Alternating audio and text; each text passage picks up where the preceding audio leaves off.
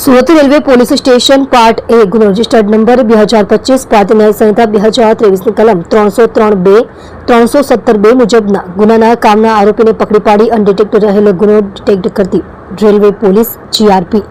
in charge નાયબ police મહાનિરીક્ષક Shri Parikshita Rathod સાહેબ, railway Gujarat રાજ્ય અમદાવાદ તથા પોલીસ અધિક્ષક શ્રી અભય સોની સાહેબ પરે વડોદરા નાવ રેલવે ટ્રેનોમાં ચોરીના ગુનાઓ ન બને અને બનેલ ચોરીઓના વર્ષોધાયેલ ગુનાઓ શોધી કાઢવા અને આવા ગુનાઓ ફરીથી ન બને તે અંગે જરૂરી તકેદારી રાખવા સૂચનાઓ આપવામાં આવેલ, જે અનુસંધાને નાયબ પોલીસ અધિક્ષક શ્રી DH ગોર સાહેબ, સુરત વિભાગ સુરત નાઓની સૂચના તથા police inspector Shri HD Vyas, Surat railway police station નાઓના સીધા માર્ગદર્શન હેઠળ તારીખ 9/9/2025 રોજ police head constable Umeshbhai Pitambarbhai તથા woman police head constable Paninaben Vijaybhai નાઓએ સદર ગુનાના કામનો મોબાઈલ ફોન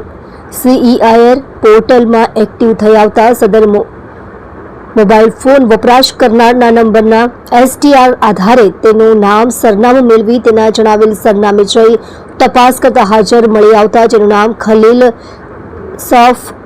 ઇબ્રાહીમ, જાતે શેખ, ઉંમર વર્ષ 50, ધંધો મજૂરી, રહે 3/3071, 74, પઠાણવાડ, અકબર શહીદ ટેકરો, રુસ્તમપુરા, સુરત, મોબાઈલ નંબર 8758119470 વાળા પાસેથી